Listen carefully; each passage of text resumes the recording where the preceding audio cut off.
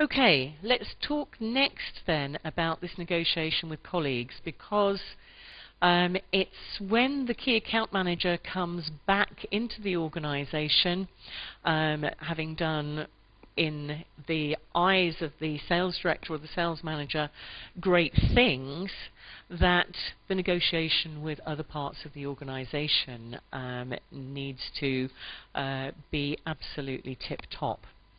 And that's because, really, as we know, in marketing and sales, we're responsible for the promise, but the delivery of the promise involves the whole company. And we have to be leaders and coaches within the company to make sure that that happens. And that means with people in finance, with people in R&D, on product development, and with people in operations. Now, you'd like to think, well, that's easy, isn't it? All our colleagues understand what the business is trying to achieve. We have our little bits of the jigsaw, and we're going to bring them all together. Is that your experience in life, Mike? I work on my own, so yeah, I can see how that wouldn't be. As soon as you bring anyone else into the equation, yeah, everything goes out the window. Okay, right. David, your experience? Very much my experience, yes. The jigsaw puzzle has to come together. Mm-hmm. And does it? Very rarely. Okay, yes. Well, unfortunately, we are human beings. And as human beings, as Peter Senger said in the Learning Organization, you can bring some very intelligent people together in a room, and what comes out of it does not seem so intelligent. You don't get synergy. You don't get all these great ideas coming together and making an even greater idea. Sometimes bringing them together actually dilutes value. So, you know, it might just be a case of, yeah, okay, new idea, we'll kind of get round to it. It's not top of my list. Might be, yeah, great idea, but it's somebody else's responsibilities, not mine. In IBM, Lou Gerstner, when he took over, referred to the phenomenon of pushback. Has anybody got an idea what pushback might be?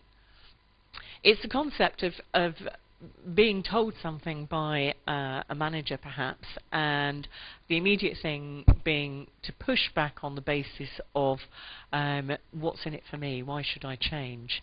So, yeah, more or less passing it off, but not necessarily to another person, just back up the line. And so he, being at the top of IBM, felt enormous pushback when he tried to introduce change. Now, it's fairly easy if you've got overt objections, people openly questioning, you know, what's going on here, why are we doing it. That can be dealt with fairly easily in the negotiations. What can be more difficult is where people are perhaps, you know, agreeing, perhaps in broad principle, but covertly not happy, and perhaps creating some waves around. Now, all these things are possible, and the only answer, in my experience, both in practice and from reviewing masses of research on this topic, is actually talking it through, George being better than war, as Churchill said. So you do find key account managers and sales managers complaining that they spend the majority of their time in their own organisation negotiating with colleagues. Now, do you think that's a good thing or a bad thing?